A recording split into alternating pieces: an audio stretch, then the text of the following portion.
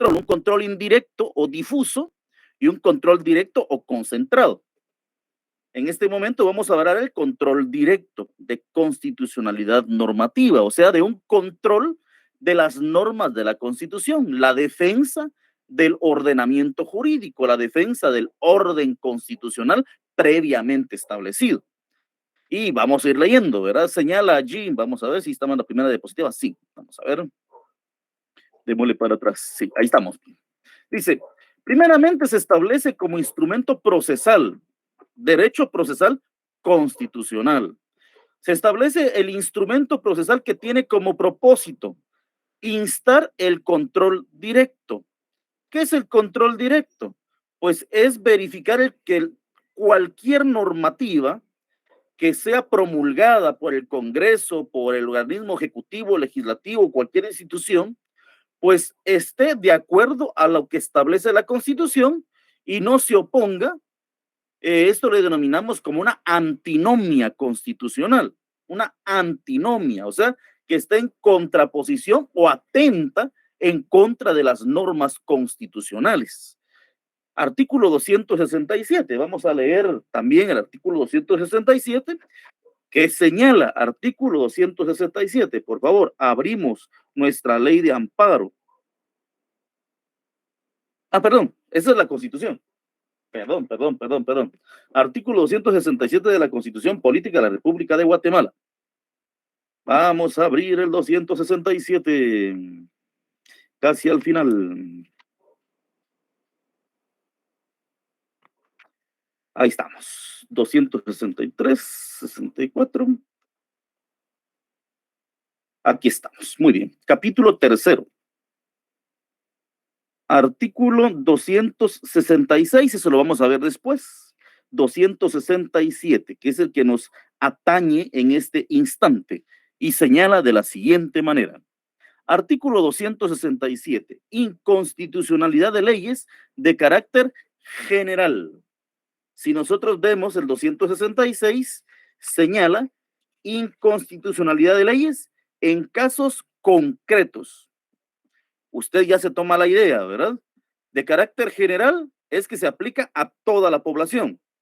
De carácter concretos se aplica a pequeños grupos o a personas individuales. En este caso es 267, inconstitucionalidad de leyes de carácter general. Señala, la acción en contra de leyes, reglamentos o disposiciones de carácter general que contengan vicio parcial o total. Cuando hablamos de un vicio parcial, es que una normativa pues es promulgada y entra en vigencia y toda la normativa está en contraposición de una norma constitucional. O sea, atenta contra el orden constitucional. Eso es vicio total sería eso, ¿sí? Cuando una norma completita atenta en contra de la Constitución política de la República de Guatemala. Muy bien. Un vicio parcial. El vicio parcial es cuando una normativa también pues es sancionada y promulgada y entra en vigencia y un artículo, uno de sus artículos está en antinomia con la Constitución y por lo tanto eso sería parcial porque no se va a atacar el total de la norma, sino se va a atacar un solo artículo o un grupo de artículos o un capítulo o algo de esa norma. Entonces, ahí estamos hablando entonces de la inconstitucionalidad. Señala entonces, nuevamente le damos lectura, las acciones en contra de leyes, reglamentos o disposiciones de carácter general. O sea, que establece que se va a aplicar a todo mundo, ¿verdad? O que no establece directamente o no especifica a quién se va a aplicar. General. Que contengan vicio parcial o total de inconstitucionalidad. Se plantean, entiéndase bien, ¿cuál es la competencia? Se plantean directamente ante el tribunal o corte de constitucionalidad. Si seguimos, vamos a ver. Ahí llegamos con la lectura de ese artículo. Ahora nos vamos a lo que establece el artículo 133 de la Ley de Amparo, Exhibición Personal y de Constitucionalidad. 133. Planteamiento de la inconstitucionalidad. La inconstitucionalidad de leyes, reglamentos o disposiciones de carácter general que contengan vicio parcial o total de inconstitucionalidad se plantearán directamente ante la Corte de Constitucionalidad. Ahí hay algo diferente a lo que establece la Constitución, ¿verdad? Directamente ante la Corte de Constitucionalidad. Perfecto. Entonces, ahí estamos con lo que establece el artículo 133. Señala, las acciones en contra de leyes, reglamentos o disposiciones de carácter general que contengan vicio parcial o total de inconstitucionalidad se plantearán directamente ante el Tribunal o Corte de Constitucionalidad.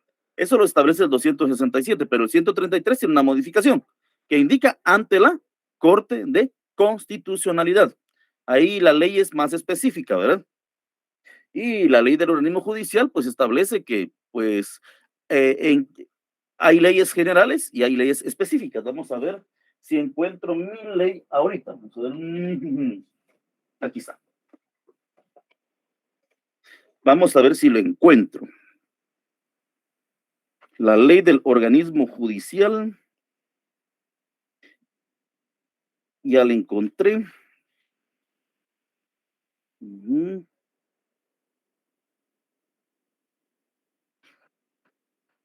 Ahí está. Artículo 13 de la ley del organismo judicial. Señala, dice, primacía de las disposiciones especiales. Las disposiciones especiales de las leyes prevalecen sobre las disposiciones generales. ¿Qué significa esto? La disposición general en estos dos artículos, ¿cuál sería? La disposición general la tiene la Constitución Política de la República de Guatemala, general. Pero la disposición especial o específica, ¿cuál sería? El 133, que establece y en un campo más restringido y señala, ¿verdad?, a quién tiene que conocer. Por lo tanto, ¿qué norma debe de aplicarse en este caso? Lo que establece la ley de amparo. Todo tomando en cuenta lo que establece el artículo 13 de la ley del organismo judicial. Dice, las disposiciones especiales de las leyes prevalecen sobre las disposiciones generales. Entonces, continuamos con la siguiente diapositiva. Pues ahí la imagen que traté de poner, pues consignar en ese espacio, pues si podemos ver la imagen más grande sería la Constitución, y todo lo demás debe de estar manejado bajo este paraguas de la Constitución Política de la República de Guatemala. No salirse de esas limitaciones que establece el control de constitucionalidad. Control directo de constitucionalidad normativa. Ese título siempre lo vamos a encontrar. La Corte de Constitucionalidad como intérprete máximo. Hablábamos ayer un poquito de eso al principio, cuando hacíamos el análisis de las dos constituciones, tanto de El Salvador como de Guatemala. ¿Quién establece la interpretación de la norma? Lo establece la Corte de Constitucionalidad. Entonces vamos a leer artículo 149 de siempre la ley de amparo, artículo 149. Hay unos ya lo saben de memoria porque hicieron ese trabajo, ¿verdad? Pero artículo 149 reza de la siguiente manera. Dice así: función esencial de la Corte de Constitucionalidad. La Corte de Constitucionalidad es un tribunal permanente. Permanente. ¿Por qué dice permanente? Ustedes recordarán que cuando usted plantea un amparo, lo plantea ante un juzgado que sea competente. Y en ese momento, cuando usted plantea el amparo, en el momento que el juez empieza a atender su petición de amparo, obviamente en ese momento él se constituye como tribunal constitucional allí, mientras que la Corte de Constitucionalidad señala, la Corte de Constitucionalidad es un tribunal permanente de jurisdicción privativa, o sea, su campo de conocimiento es derecho constitucional, la Constitución, proteger la Constitución política. Y señala de jurisdicción privativa, cuya función esencial es la defensa del orden constitucional. O sea, ¿cuál es la función esencial de la CC? El orden constitucional. Actúa como tribunal colegiado. Ustedes saben que un tribunal colegiado es un tribunal no unipersonal, ¿verdad? Un tribunal unipersonal o un juzgado es aquel en donde solo hay una persona. En cambio, en la CC hay un grupo de magistrados. También establece tribunal colegiado con independencia de los demás organismos del Estado y ejerce funciones específicas que le asigna la Constitución y la ley. ¿Cómo entenderíamos eso? La Constitución y la ley, ¿verdad? Ahí tenemos Constitución y la ley. ¿Qué ley? Ley de amparo. También dice artículo 163 al 165. Leamos, ¿qué establece el 163? Señala de la siguiente manera. Artículo 163. Funciones de la Corte de Constitucionalidad. Dice, corresponde a la CC a conocer en única instancia de las impugnaciones interpuestas contra leyes o disposiciones de carácter general. Ahí encontramos lo que estamos viendo en este momento. Una inconstitucionalidad de carácter general, objetadas parcial o totalmente, ya sea el total de la norma o un artículo o un capítulo o algo de un título de esa norma. B, conocer en única instancia, en calidad de tribunal extraordinario de amparo, las acciones de amparo interpuestas contra el Congreso de la República, la Corte Suprema de Justicia, el presidente y el vicepresidente. C, conocer en apelación de todos los amparos interpuestos ante cualquiera de los tribunales de justicia. Si la apelación fuere contra una resolución de amparo de la Corte Suprema de Justicia, la Corte de Constitucionalidad se ampliará con 2 vocales, escogiéndose los otros 2 magistrados por sorteo de entre los suplentes. D, conocer en apelación de todas las impugnaciones contra las leyes objetadas de inconstitucionalidad en casos concretos. Ahí vemos una aplicación similar a la de amparo, ¿verdad? ¿Por qué? Porque en casos concretos, en apelación, siempre va a conocer también la CC. E, emitir opinión sobre la constitucionalidad de los tratados. Antes que el Congreso pueda aprobar un tratado, tiene que haber una consulta de parte de la CC. Convenios y proyectos de ley a solicitud de cualquiera de los organismos del Estado. F, conocer y resolver lo relativo a cualquier conflicto de competencia de jurisdicción en materia de constitucionalidad. G, compilar la doctrina y principios constitucionales que vaya sentando con motivo de sus resoluciones de amparo y de constitucionalidad, manteniendo al día el boletín o gaceta jurisprudencial. H, emitir opinión sobre la inconstitucionalidad de leyes vetadas por el Ejecutivo, alegando inconstitucionalidad. Esa parte, usted sabe, cuando va el proceso de creación de una ley, pues le corresponde al señor presidente de la República sancionarla o vetarla. Cuando él veta una ley por cuestiones de inconstitucionalidad, o ese es su argumento, pues esa ley debe de ir a la CC para que ella pueda emitir un análisis de esa situación. Por eso es emitir opinión. H, emitir opinión sobre la inconstitucionalidad de leyes vetadas. Y actuar, opinar, dictaminar o conocer de aquellos asuntos de su competencia establecidos en la Constitución Política de la República de Guatemala. 164, le damos lectura. Otras funciones de la Corte de Constitucionalidad. Corresponde también a la Corte de Constitucionalidad a determinar sobre la reforma de leyes constitucionales, lo habíamos visto, de leyes constitucionales, previamente su aprobación por parte del Congreso. B, emitir opinión sobre la constitucionalidad de los proyectos de ley a solicitud del Congreso de la República. C, conocer de las cuestiones de competencia entre los organismos y entidades autónomas del Estado. Y artículo 165, facultad reglamentaria. La Corte de Constitucionalidad dictará los reglamentos sobre su propia organización y funcionamiento. Y podemos verlo en el acuerdo 1-2013 de la CC, que regula casi todas las situaciones de amparo, exhibición personal y de constitucionalidad de leyes. Entonces, ahí hemos dado lectura a los artículos que establece esta diapositiva. Perdón. Esta diapositiva. Entonces, nosotros pues estamos hablando de la inconstitucionalidad de leyes de carácter general. ¿Y qué es esa inconstitucionalidad de leyes? Ya lo leímos, ¿verdad? Ahora toca ver la legitimación.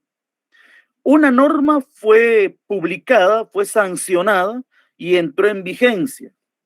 Entonces, se dan cuenta que evidentemente es inconstitucional, ya sea que un artículo esté en contra de algún artículo constitucional o que toda la normativa atente en contra de las normas constitucionales.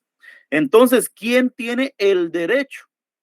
¿Quién tiene la facultad o en otros términos la legitimación? ¿Quién está legitimado? ¿Quién puede ir y decir, mire, lo que estamos haciendo está mal? Ahora vamos a leerlo. Artículo 134, por favor. Dice así, artículo 134. Legitimación activa. Tiene legitimación activa para plantear la inconstitucionalidad de leyes, reglamentos y disposiciones de carácter general a la Junta Directiva del Colegio de Abogados, actuando a través de su presidente. Difícilmente lo hacen, ¿verdad? Porque hay otros asuntos por allí, pero tienen esa facultad o esa legitimación activa. B, el Ministerio Público a través del Procurador General de la Nación. Esto se daba en el decreto 512, ¿verdad? Realmente. ¿Por qué? Porque ahora el Ministerio Público tiene su reglamentación, su norma orgánica, su ley orgánica. Entonces ya no es, sí corresponde al Ministerio Público, pero ya no a través del Procurador General de la Nación. Corresponde, y se recuerdan, por favor, ahí se recuerdan, del Fiscal General de la Nación, o de la fiscal en este caso. C, el Procurador de los Derechos Humanos. Ahí está la legitimación activa. Por eso ustedes lo ven a él llegando con sus memoriales a plantear en este caso, una inconstitucionalidad de una ley. Adelante, Daniel José María Obregón Cáceres.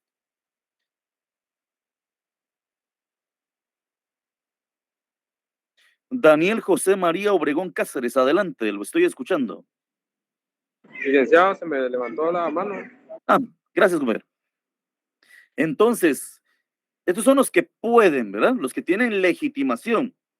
El Procurador de Derechos Humanos en contra de leyes, reglamentos o disposiciones de carácter general que afecten intereses de su competencia, que no son derechos humanos, ¿verdad? Todos derechos humanos. D, cualquier persona con el auxilio de 3 abogados colegiados activos. Eso de cualquier persona, ¿verdad? No es cualquiera que pueda pagar 3 abogados. Entonces, esas son las personas que pueden tener legitimación activa. Puede oponerse usted a una norma, a un decreto parcial o totalmente, si puede, si tiene, por ejemplo, se asesora a través de 3 abogados colegiados activos.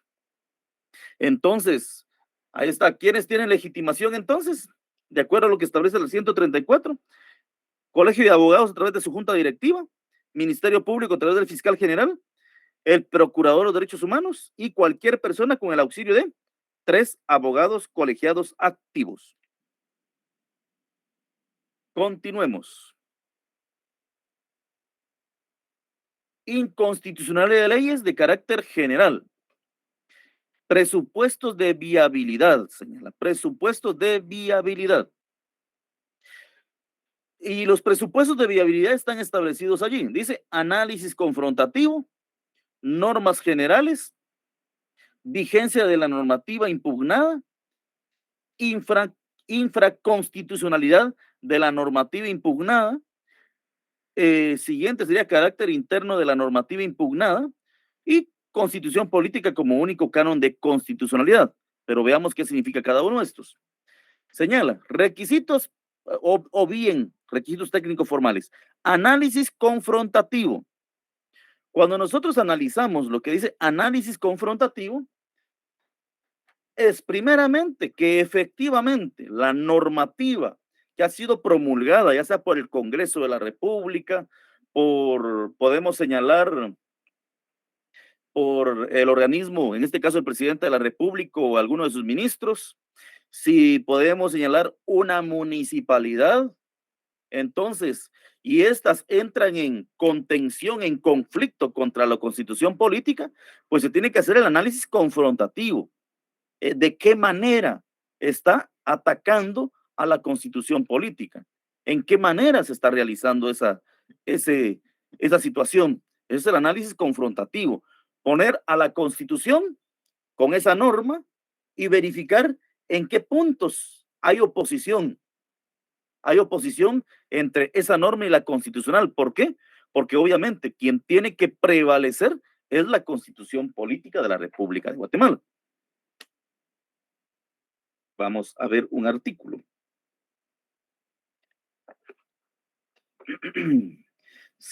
Ahorita les digo qué artículo vamos a proceder a leer. 165, 183.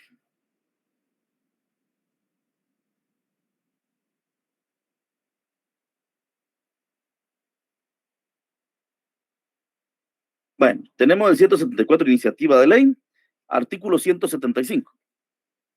Por favor, artículo 175 de la Constitución Política, que establece jerarquía constitucional.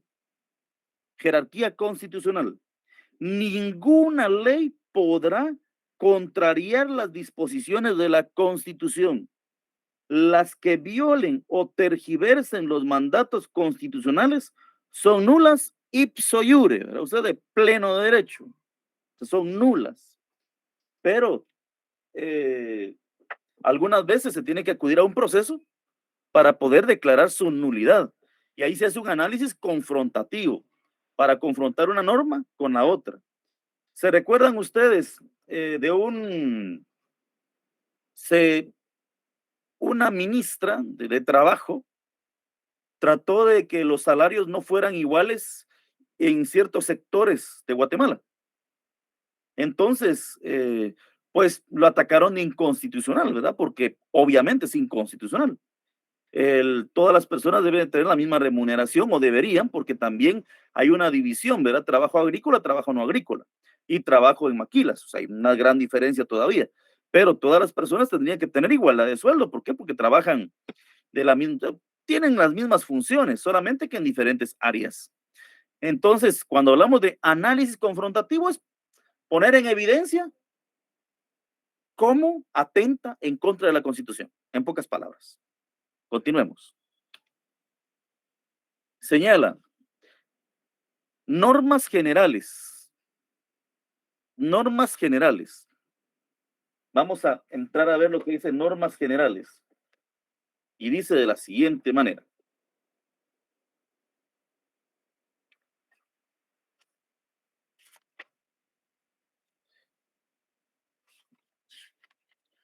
Ahorita les señalo.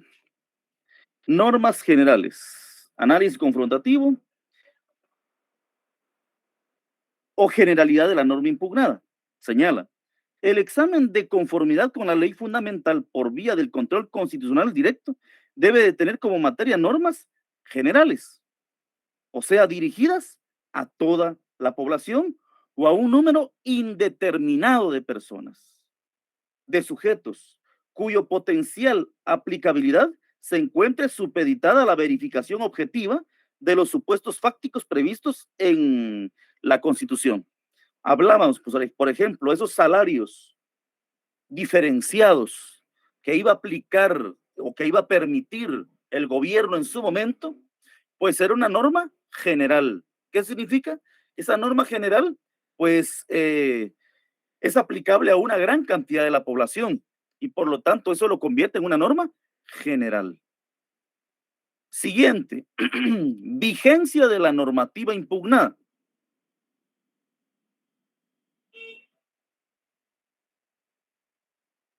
Vigencia de la normativa impugnada.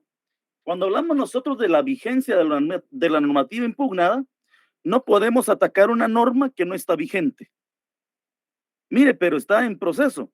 Bueno, para eso pueden remitirla del Congreso hacia la CC, pero no podemos atacar una norma que está vigente.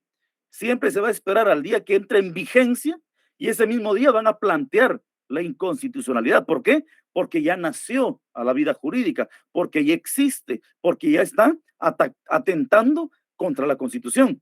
Pero antes de eso no ha nacido. Por lo tanto, no existe una, un conflicto entre esta normativa y la Constitución. Entonces, tiene que estar vigente, ¿verdad?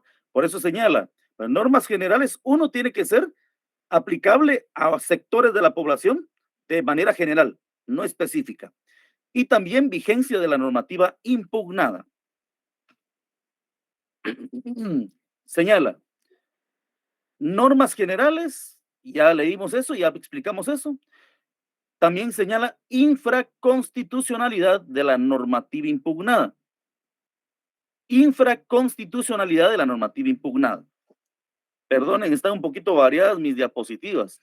Infraconstitucionalidad de la norma impugnada. Ese sería otro elemento que estamos viendo. ¿Qué significa infraconstitucionalidad? Pues la normativa que va a ser atacada de inconstitucional debe de ser una normativa inferior a la Constitución política, no igual que ella. ¿A qué nos referimos? Pues ustedes pues se recuerdan claramente que hay normas constitucionales, hay normas ordinarias, reglamentarias e individualizadas. Las normas que pueden ser objeto de inconstitucionalidad son todas aquellas infraconstitucionales, aquellas que han sido emitidos por en este caso, la Asamblea Nacional Constituyente, no pueden ser atacadas de inconstitucionales. ¿Por qué? Porque no son normativa que está por debajo de la Constitución, están al mismo nivel de la Constitución, salvo que esa norma constitucional haya sufrido una reforma. Esa reforma que se le ha hecho sí puede ser atacada de inconstitucional. O sea, no sé si vamos más o menos claros en ese sentido. Regresemos un poquito otra vez. ¿Qué vamos? Primeramente, análisis confrontativo. O sea, es analizar cuál es el punto de discordia entre esta norma con la Constitución. Otro presupuesto debe de ser aplicable a normas generales, no a normas específicas. Generales que se apliquen a cierta cantidad de la población. Señala también vigencia de la normativa impugnada. Debe de presentarse o plantearse la inconstitucionalidad en contra de normas que están vigentes. Señala infraconstitucionalidad de la normativa impugnada. Y dice, las leyes de rango constitucional solo si han sufrido una reforma. Es lo que vamos ahorita, ¿verdad? Que serían las leyes de rango constitucional solo si han sufrido una reforma. ¿Por qué coloqué la imagen? ¿Verdad? Tiene un sentido. Me recuerda esa partecita del Señor de los Anillos, cuando Gandalf el Gris intenta expulsar a, no sé, algo de ese rey. Entonces, y no tiene la capacidad. ¿Qué significa?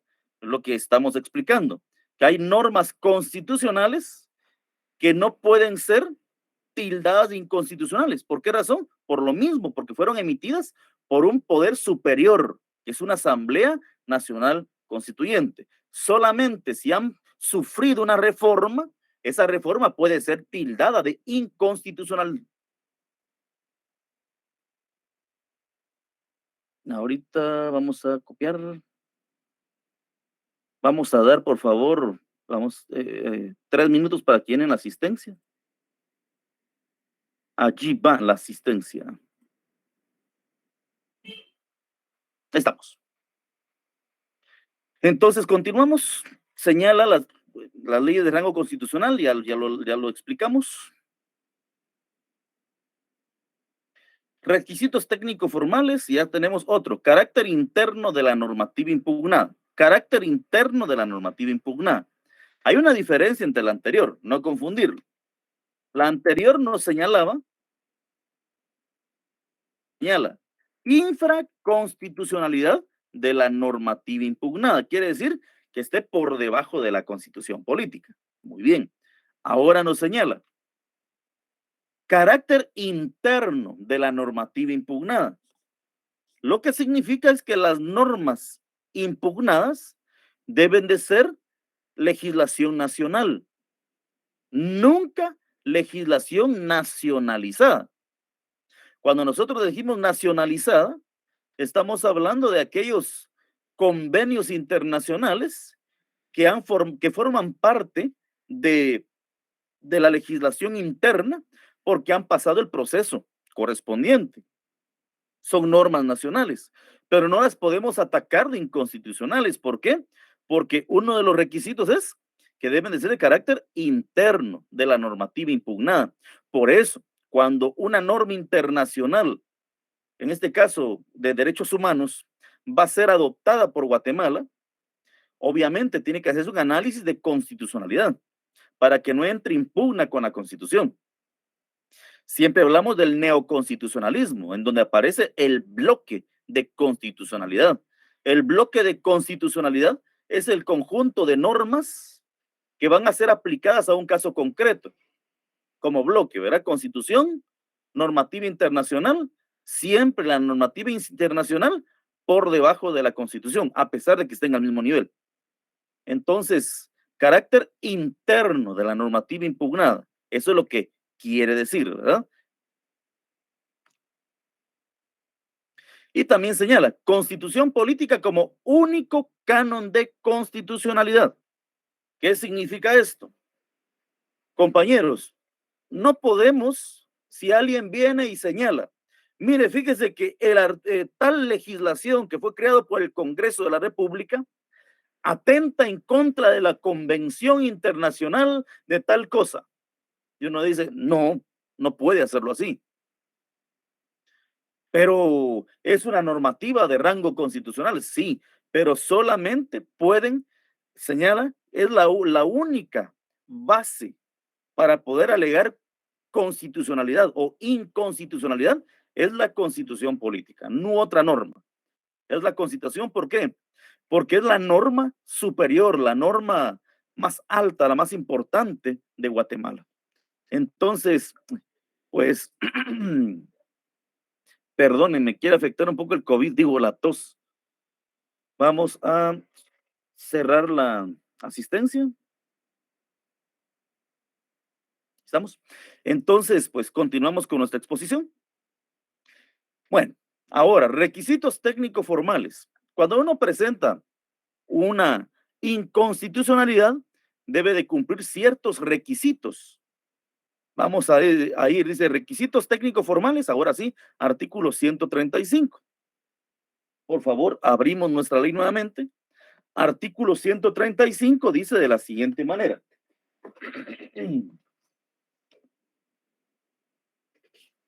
135. Requisitos de la solicitud. ¿Cuáles son los requisitos de la solicitud? La petición de inconstitucionalidad se hará por escrito. Aquí no hay donde que de manera verbal, imposible, ¿verdad? Por escrito. Conteniendo en lo aplicable los requisitos exigidos en toda primera solicitud conforme las leyes procesales comunes. Aquí hay un elemento muy importante. Por favor, leamos nuevamente.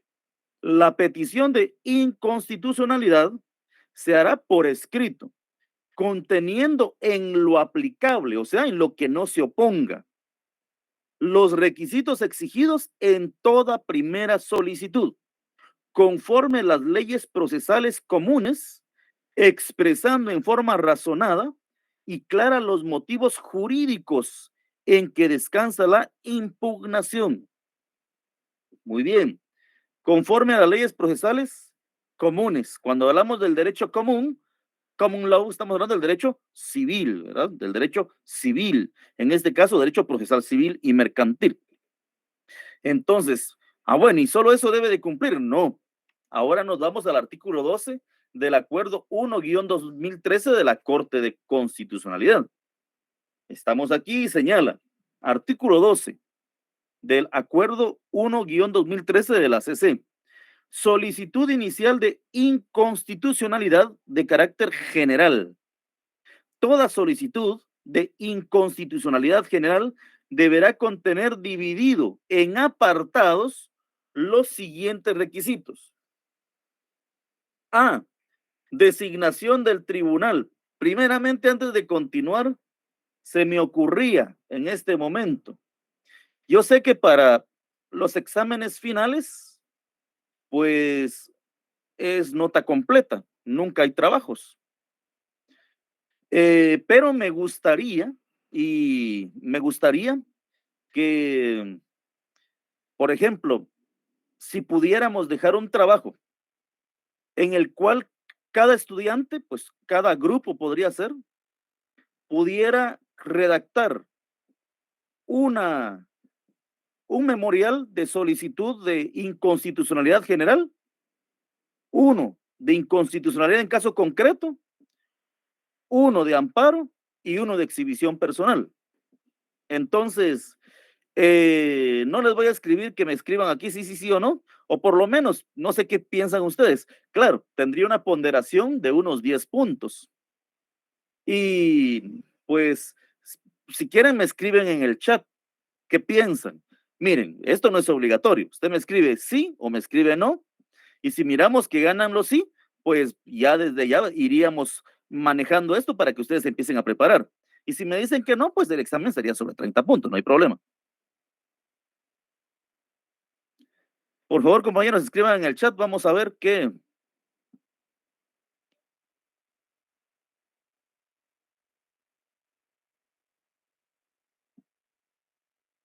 Es una consulta popular, amor.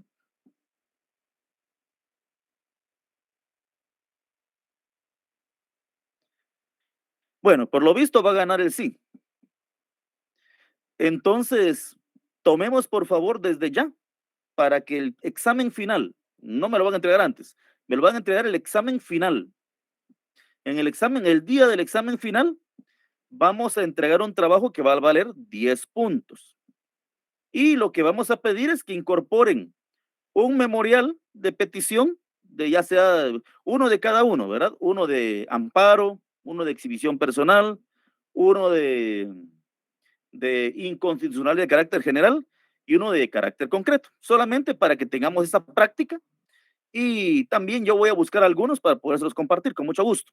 Entonces, ya tenganlo en mente. Después lo voy a publicar, pero ya saben ustedes que hay un trabajo, lo vamos a hacer grupal, o sea, por grupo van a subir un trabajo de esa manera.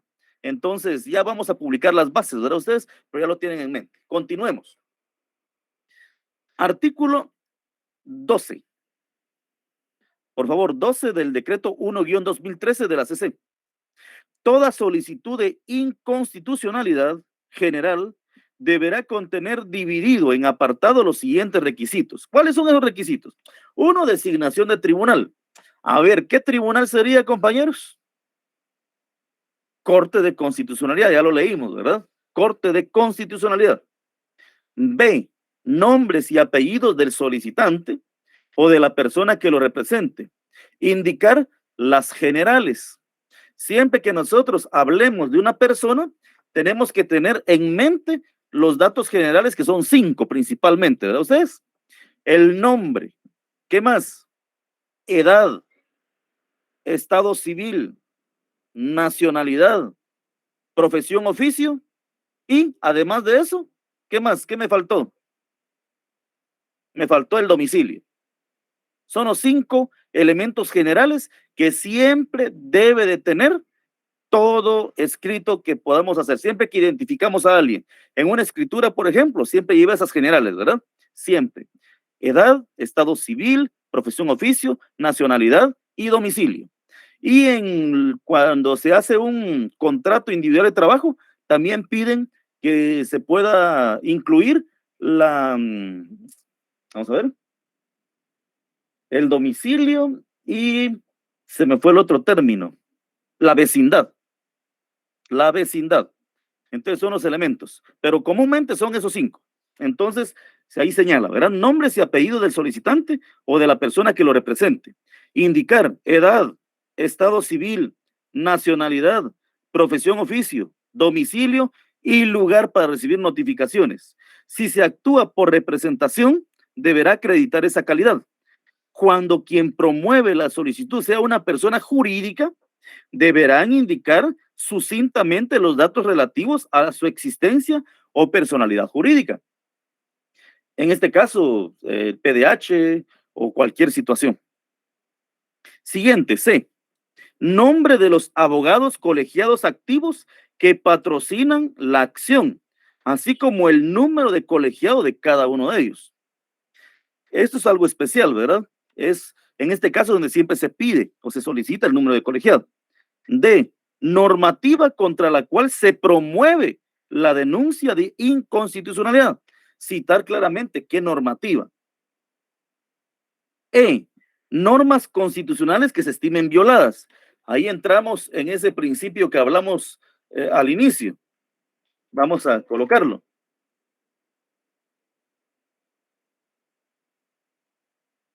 Aquí está. Análisis confrontativo. Dice, normas constitucionales que se estimen violadas. F. Fundamento jurídico que invoca el solicitante como base de la inconstitucionalidad, en el que deberá expresar en capítulo especial, en forma separada, razonada y clara, los motivos jurídicos en que descansa su denuncia.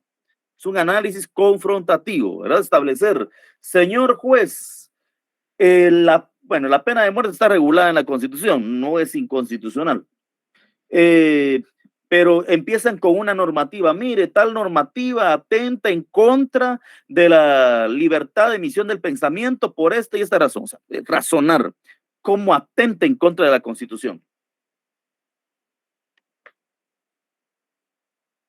G. Lugar y fecha y firma del solicitante y de todos los abogados colegiados activos que lo patrocinan, así como el sello de estos. Si el solicitante no sabe o no puede firmar, lo hará luego de él otra persona o uno de los abogados que lo auxilian. Si nos damos cuenta, esos son los requisitos que establece de acuerdo ese es el artículo 12 del acuerdo 1-2013 de la Corte de Constitucionalidad. También el artículo 13 de la misma normativa señala las demás solicitudes, o sea, esa es la primera solicitud, todos los demás, las demás solicitudes y alegaciones que se presenten en el trámite de una garantía constitucional deberán cumplir con los requisitos formales de toda gestión tendiente a obtener una resolución del tribunal. Pero no se queda solamente con eso. También tenemos que ir al Código Procesal Civil y Mercantil. Señala artículo 45 del Código Procesal Civil y Mercantil. Otros requisitos que debe de cumplir ese memorial de solicitud de inconstitucionalidad de carácter general. Artículo 45. ¿Qué señala el artículo 45 de el decreto ley 107? Señala de la siguiente manera. 45.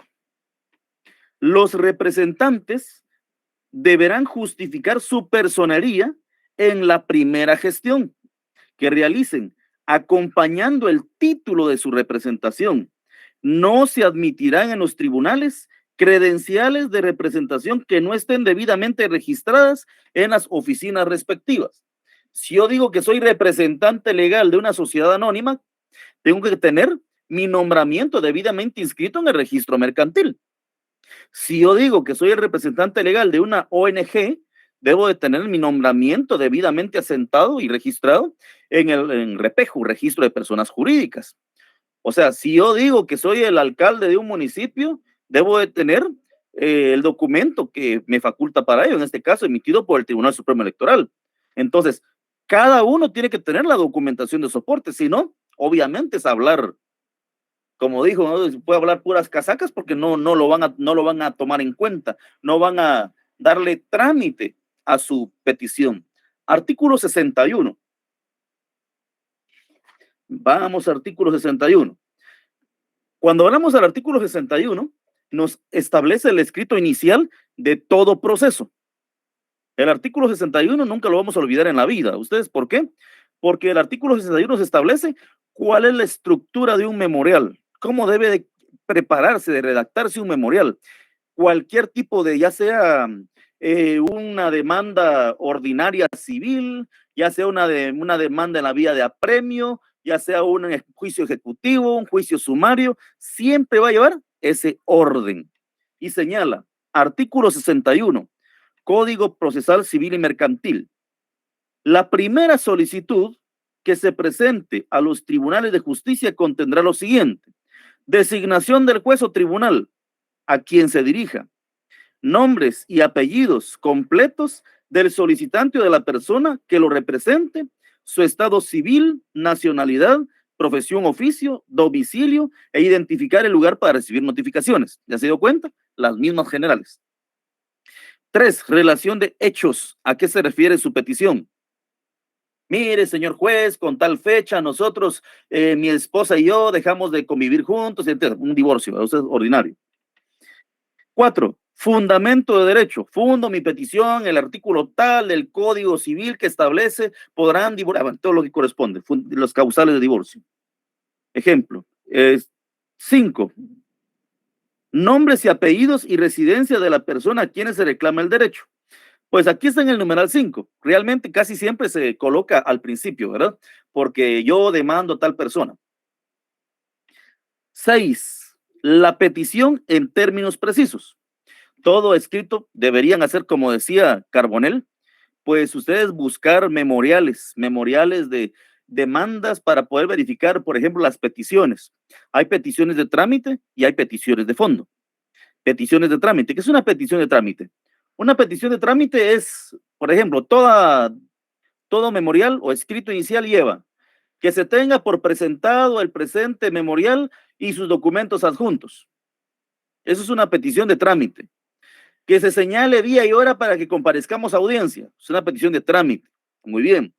¿Cuál es la petición? En este caso, peticiones de fondo. Que al resolver se declare con lugar. Que se declare con lugar, por ejemplo, si es un juicio ejecutivo, en este caso de cobro de pensiones alimenticias atrasadas, las pensiones alimenticias que reclamo y en virtud y de existir negativa, se certifica lo conducente del Ministerio Público por el delito de, que se me olvidó ahorita el delito, y tanto que lo repito cada rato. Bueno, entonces, el delito de negación de existencia económica. Entonces, esa es una petición de fondo, lo fundamental, lo que yo pretendo. 8 firmas del solicitante y del abogado. Muy bien. Y aquí es donde, si nosotros leemos, señala, se aplicará en lo que no contraríe la ley anterior que leímos. ¿Por qué? Aquí dice firmas del solicitante y del abogado. En el otro dice firma de los abogados asesores. ¿Por qué? Porque obviamente cuando lo plantea una persona tiene que tener sus 3 abogados. Pero uno, mire, pero dice que se tiene que aplicar supletoriamente tal normativa. Y uno dice, sí, pero en lo que no contravenga las disposiciones que se establecen, ¿verdad? Artículo 106. Siempre del Código Procesal Civil y Mercantil. Señala de la siguiente manera. Artículo 106. Contenido de la demanda. Señala. En la demanda se fijarán con claridad y precisión los hechos, o sea, todos los acontecimientos fácticos, en que se fundan las pruebas que van a rendirse, porque todo lo que yo digo, pues mire, usted puede decir lo que se le venga en gana, pero si no lo puede comprobar a través de medios de convicción, obviamente de nada le sirve. Las palabras se tienen que probar. Y dice que se van a rendirse los fundamentos de derecho y la petición.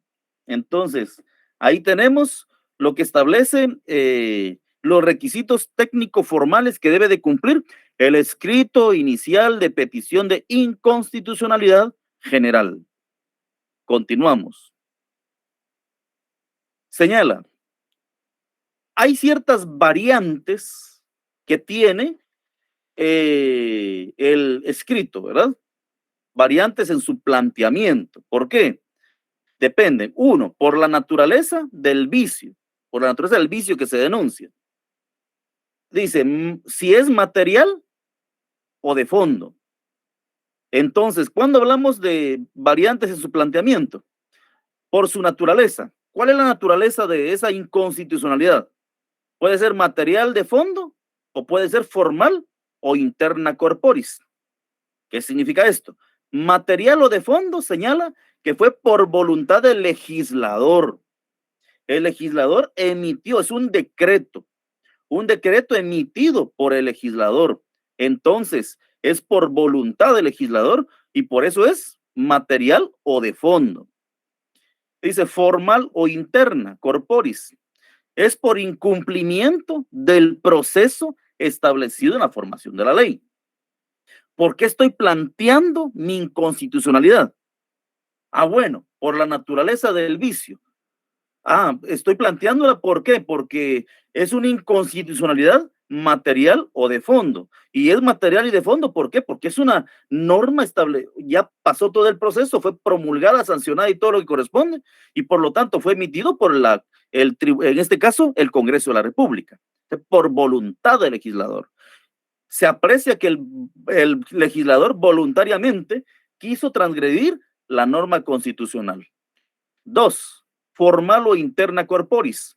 ¿Qué significa? Que el incumplimiento, o sea, es inconstitucional, no por su contenido. La norma puede ser bien estructurada, es más, puede ser de beneficio para el pueblo. Pero ¿cuál es el problema? Que cuando se pasó el procedimiento, no se cumplió con uno de los pasos establecidos para la creación de esa norma. Artículo 174, 180 de la Constitución. Hay un proceso, ¿verdad? Iniciativa de ley, proceso, primera lectura, todo eso que corresponde al Congreso de la República. Entonces, si se incumplió con una de esas normativas, aunque sea muy buena la norma, pues obviamente puede ser atacada de inconstitucional por incumplimiento del proceso. No se cumplió con el proceso correspondiente. Continuamos con las variantes en su planteamiento. Señala, por la limitación del objeto de impugnación. Ya lo vimos hace un momentito. Dice, por la delimitación del objeto. ¿Qué estamos impugnando? ¿Una norma completa o un artículo? ¿O algo nada más de esa norma? ¿Y eso qué es lo que hace? Bueno, tenemos por la delimitación del objeto de su impugnación o de la impugnación, puede ser total o parcial.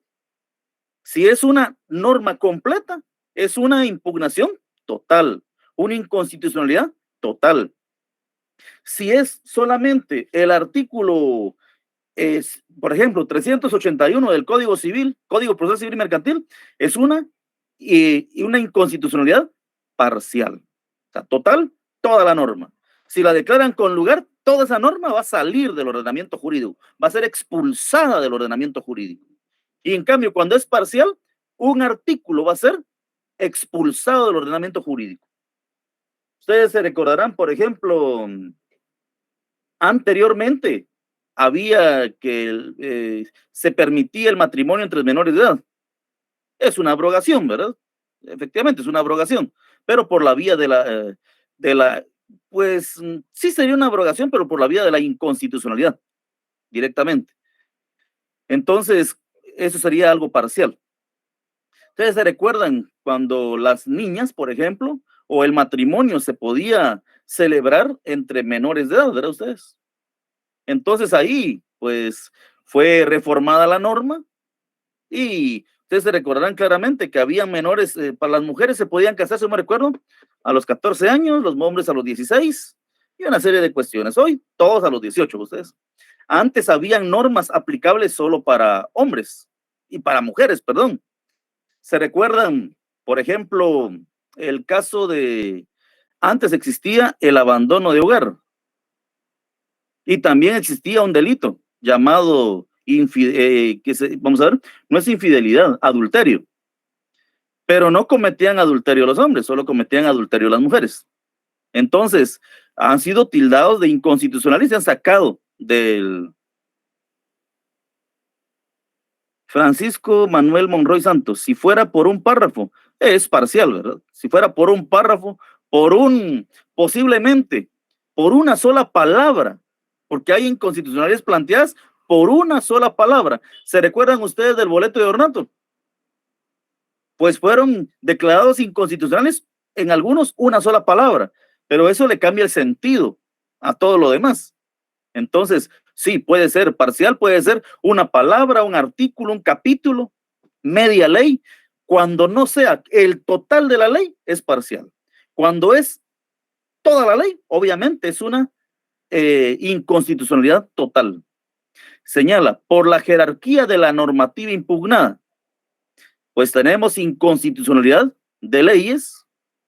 ¿Cuáles son las leyes? Leyes ordinarias. O sea, atacamos una norma emitida por el Congreso, una inconstitucionalidad de leyes.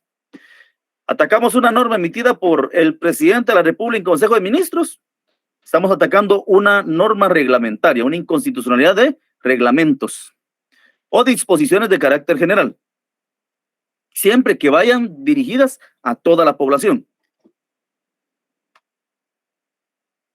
Y tenemos, son las 20:43. Procedimiento. Muy bien. Ahora pues hemos pasado esa parte y vamos a proceder nuevamente a acudir a nuestra normativa. Ya leímos el 133. Por favor, vamos otra vez a nuestra normativa. Ya leímos el 133, que nos establece cómo debe ser el planteamiento, por qué debe ser el planteamiento. Si nos vamos al 134, también ya le dimos lectura, que es la legitimación activa. Quienes tienen legitimación activa para plantear una inconstitucionalidad general.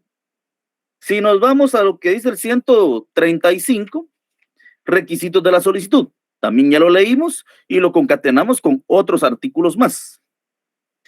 136, bueno, ya usted ya planteó su escrito inicial y señala, ya vamos a, la próxima semana tendremos un esquema de este proceso, un esquema. 136, omisión de requisitos. Señala, si en el memorial de interposición se hubieran omitido requisitos, la Corte de Constitucionalidad, señala, ordenará al interponente suplirlos dentro del tercero día. O sea, tiene 3 días para poderlo hacer, suplirlos, modificarlos. Artículo 137. Integración de la Corte por inconstitucionalidad de una ley. Cuando la inconstitucionalidad planteada sea contra una ley, la Corte de Constitucionalidad se integrará con 7 miembros en la forma prevista en el artículo 269 de la Constitución Política. Señala entonces, cuando es una inconstitucionalidad en contra de una ley, se integrará con 7 miembros en la forma prevista en el artículo 269 de la Constitución Política. 138, artículo 138, suspensión provisional. Se recordarán en el amparo, ¿qué es la suspensión provisional? Es dejar sin efecto en aquella situación una acción de una autoridad que atentara en contra de un derecho de una persona. Hoy es dejar en suspenso una norma, es dejar en suspenso una normativa. Entonces señala, ¿verdad? Artículo 138. Sin perjuicio de lo dispuesto en el artículo 136, la Corte de Constitucionalidad deberá decretar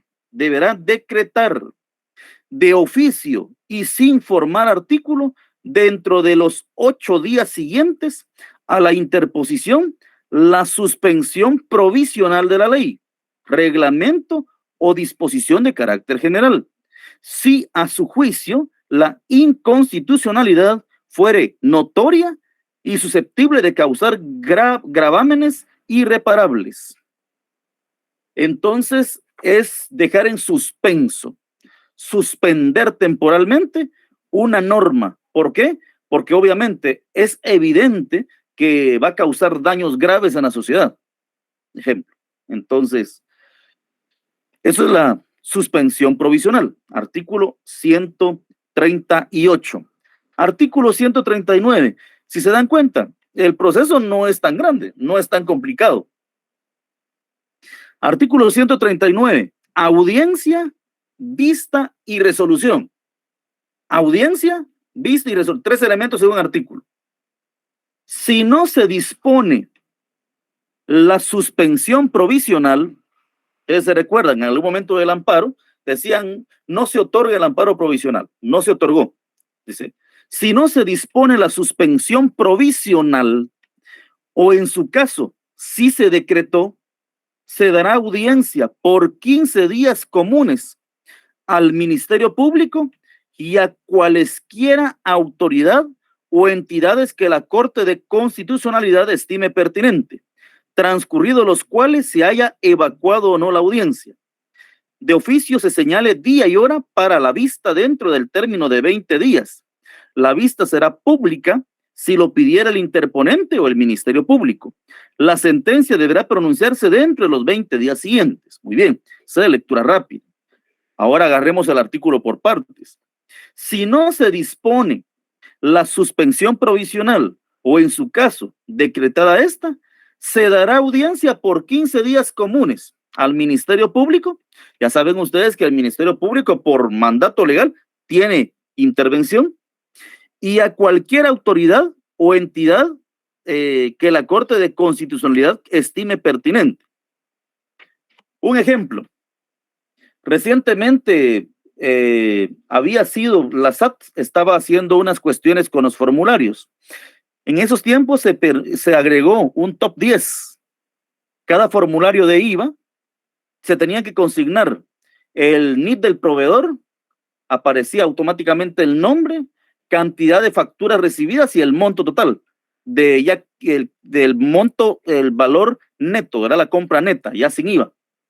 Entonces presentaron una inconstitucionalidad respecto a ese área y pues temporalmente lo quitaron.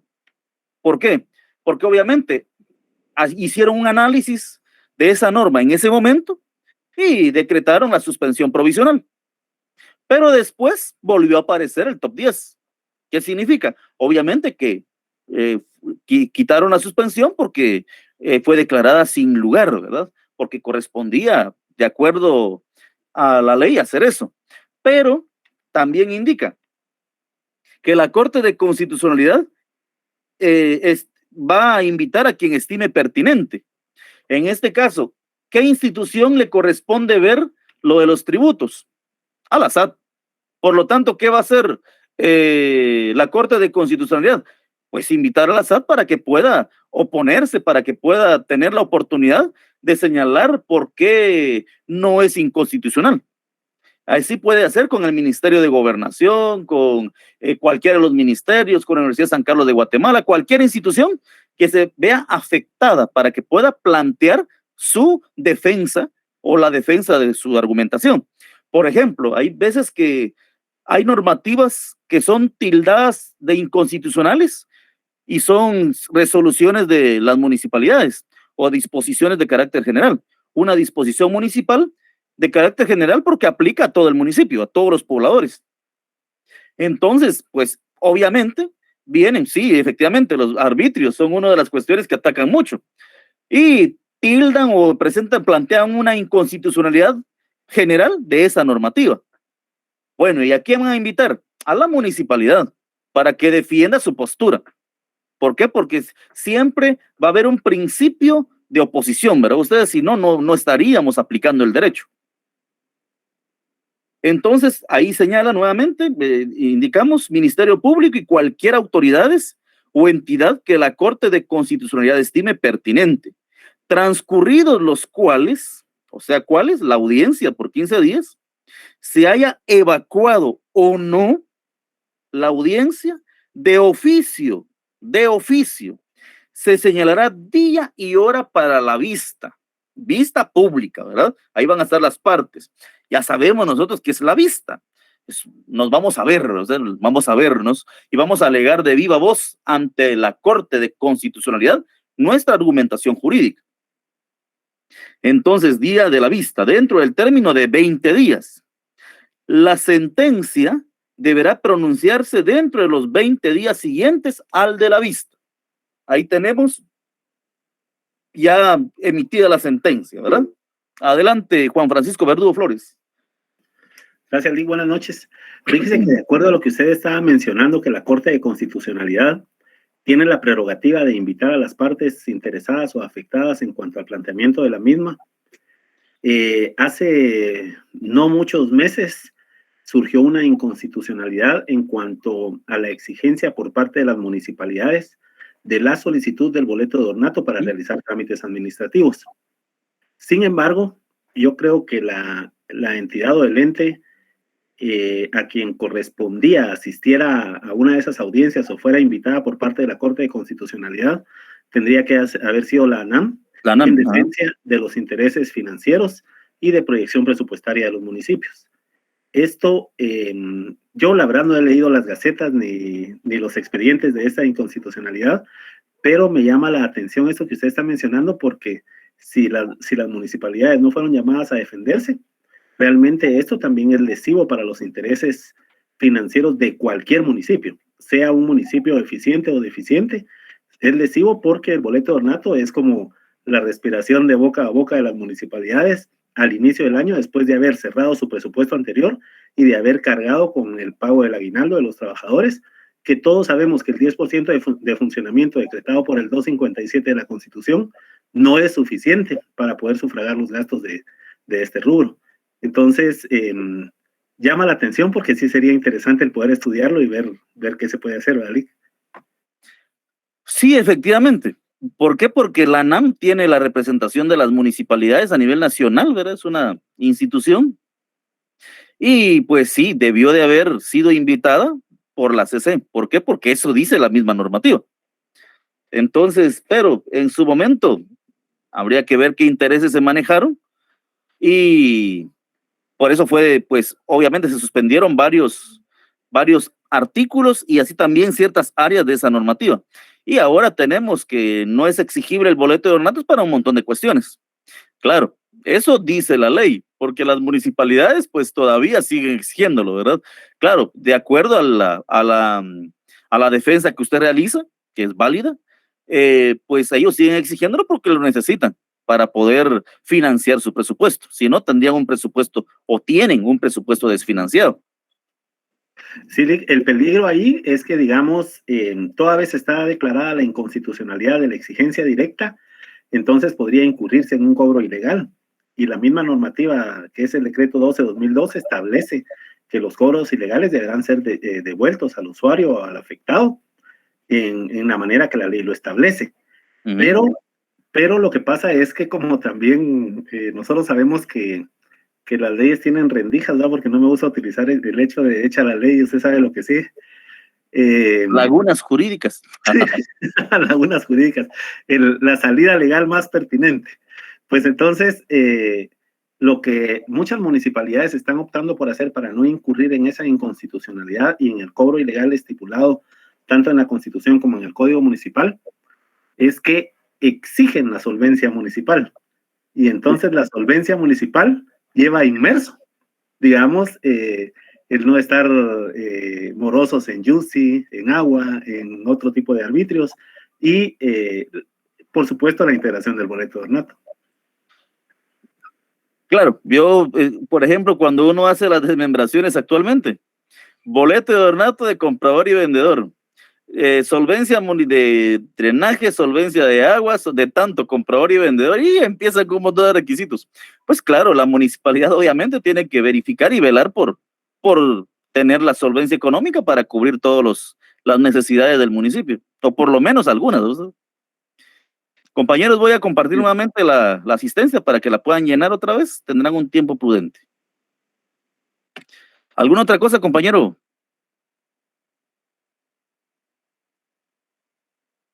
No, Lick, muchas gracias. Solo eso, porque sí me llamó la atención esto de la integración de parte de la Corte de Constitucionalidad. Efectivamente, curiosamente cada vez se aprende algo nuevo, ¿verdad? Ustedes toda la vida. Y lo bueno es que está en ley para cuando uno ya está asesorando o lo que sea, o tiene que estar atento porque de alguna manera también puede solicitar su participación, aunque no lo diga la ley, ¿verdad ustedes? Pero también puede solicitar su participación para meterse al rollo y para poder oponer y expresar por qué razón yo necesito ser invitado por la CC. Entonces, bueno, son las 20:57.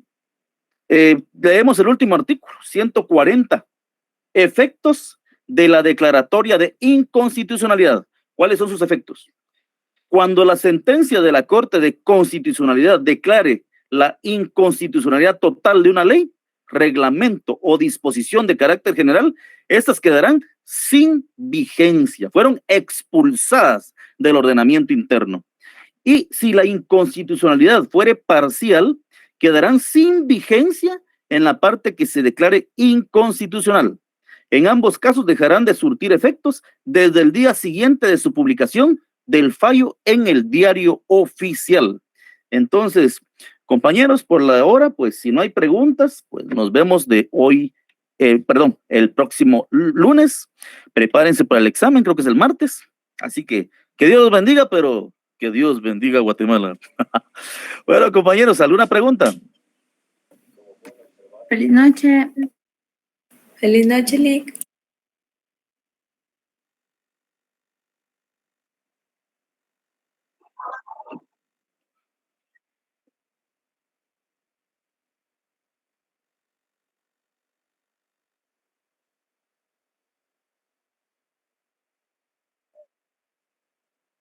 No, es para el examen final. Todo lo de inconstitucionalidad es para el examen final. Para servir. Feliz noche, Lick. Buenas noches. Feliz noche, Lick. Feliz noche, licenciado. Buenas noches, Rick.